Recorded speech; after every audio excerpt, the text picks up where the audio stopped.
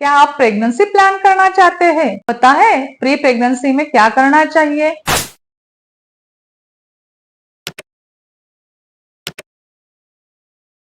नमस्कार, मैं doctor Sharda Durvankur Ayurved and fertility centre में आपका स्वागत है। आज हम जानेंगे कि प्री प्रेगनेंसी में हमें क्या क्या उपचार करना है और वो क्यों करना है। तो हमें प्री प्रेगनेंसी में सबसे पहले आपको डॉक्टर के पास जाना है, उनको बताना है कि हमें अभी प्रेगनेंसी प्लान करनी है और हमें बेबी चाहिए, तो हमें कौन से टेस्ट करने की जरूरत है। अब अगर आपको ऐसा लगेगा कि मैम हमें तो कुछ इनफर्टिलिटी नहीं है, आप तो इनफर्टिलिटी के ऊपर ज्यादा काम करते हैं, तो हमें क्यों क्यों टेस्ट करनी है। ऐसा नहीं है। जब हम कोई बाजार से भी कोई सामान लाते हैं तो हम बार बार सोचते हैं ये सही है ये या गलत है, सही रहेगा कि कोई टीवी लेना है तो सोनी का ही लेंगे, ऐसे हम सोचते हैं। तो जो बेबी हमारे घर में आने वाला है तो उसकी सेहत अच्छी रहने के लिए हमें कुछ तैयारी करने की जरूरत रहती है। तो इसलिए हमें प्री प्रेगनेंसी की ट्रीटमेंट लेनी है। तो जब आप डॉक्टर के पास जाएंगे तो डॉक्टर आपके इन्वेस्टिगेशन करेंगे। उनको अगर कुछ पता लगा कि आपका कुछ एएमएच कम है या एचबी कम है तो उस हिसाब से भी वो आपको बताएंगे, क्योंकि अभी शादी थोड़ी सी लेट हो रही है सबकी, नियर अबाउट 20 to 30 के उम्र में हो रही, तो बहुत पेशेंट का लो एएमएच भी दिखने को मिलता है। उसके बाद आपको फॉलिक एसिड की गोली चालू करनी है 5 मिलीग्राम पर डे। अभी ये फॉलिक एसिड क्या है? ये विटामिन बी है, यानी कि B9, जैसे उसको फॉलेट ऐसे ही बोलते हैं। अगर इसकी कमतरता हुई तो उसकी वजह से बच्चे में कंजेनिटल एबनॉर्मलिटीज आ सकती है, न्यूरल ट्यूबल डिफेक्ट आता है, स्पाइना बाइफिडा आता है, या बच्चे को क्लेफ्ट पैलेट हो जाता है, ऑटिज्म हो जाता है। ऐसे बहुत सारे, मतलब कि जो डीएनए है हमारा न्यूक्लियस या जेनेटिकल प्रॉब्लम है, ये बच्चे में आ सकते हैं। इसलिए हमें फॉलिक एसिड जरूर लेना है।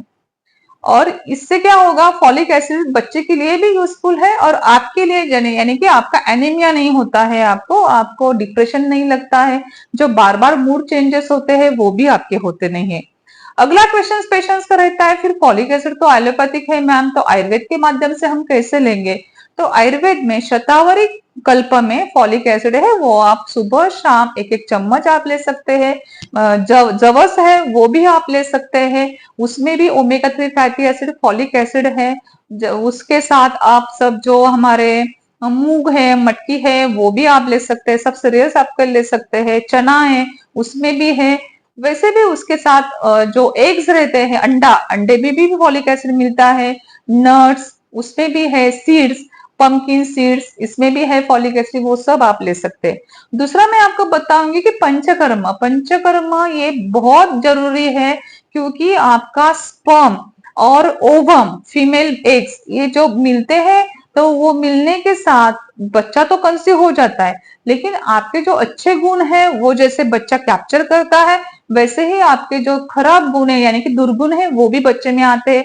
फिर आपके फैमिली में जो प्रॉब्लम्स रहते हैं, जैसे कि हाइपरटेंशन है, शक्कर है यानी कि डायबिटीज, ये सब, हार्ट अटैक, ये सब बीमारियां हमारे बेबी में भी आ सकती है, क्योंकि ये हमारे जेनेटिकल से आता है, जीन से आता है। तो आपका ओवम एंड आपके हस्बैंड का स्पर्म ये पूरा क्लीन होगा, उसकी मोटिलिटी बढ़ेगी, वो एक्टिव होंगे। जैसे हमें सुबह स्नान करने के बाद बहुत पॉजिटिव अफर्मेशन मिलता है, एक स्पिरिचुअल बेस लगता है, वैसे ही बच्चे के संस्कार अच्छे होने के लिए भी ये पंचकर्म इम्पोर्टेंट है। और दुर्वांकुर का पंचकर्म ये बहुत सा अलग है प्रजनन संस्था शुद्धिकरण। इसमें हमने हमारे कुछ थेरेपीज यूज की हुई है और अपना रिसर्च बेस्ड मेडिसिन भी है। आप यूट्यूब चैनल पे भी देखते होंगे कि बहुत सारे बच्चे हमारे बहुत शार्प रहते हैं, हेल्दी रहते हैं, और जिनके बार बार भी एबॉर्शन हुआ है, 10 बार 12 बार। वो क्यों होते हैं कि क्योंकि कहाँ वहां, मतलब बच्चेदानी में कुछ तकलीफ रहती है, या ओवम उतना एक्टिव नहीं रहता है, या स्पर्म की मोटिलिटी कम रहती है, मॉर्फोलॉजी डिफॉर्मिटी रहती है, उसकी वजह से वो एबॉर्शन होते हैं। लेकिन दुर्वांकुर आयुर्वेद में आने के बाद 12 12 एबॉर्शन होने वाले पेशेंट्स को भी जेनियस बच्चा भी हुए हैं। तो पंचकर्मा, उसके साथ उत्तर बस्ती, जैसे कि मैंने आपको बताया कि बच्चे दानी हमारी क्लीन चाहिए, वहां पर ब्लड सर्कुलेशन अच्छा चाहिए, तो ही बच्चे का वेट बढ़ेगा, बच्चा अच्छी तरह से इम्प्लांट होगा, एबॉर्शन नहीं होगा। फिर जब हम कोई घर देखने के लिए जाते हैं तो भी हम बार बार सोचते हैं घर अच्छा है क्या, वहां पर कलर किया हुआ है क्या, कुछ अंदर कुछ मतलब खराब चीज तो नहीं है ना, ये हम सोचते हैं। वहां पर हमें नींद अच्छी आएगी क्या, ये सब हम देखते हैं और फिर रहने के लिए जाते हैं सब क्लीन करके।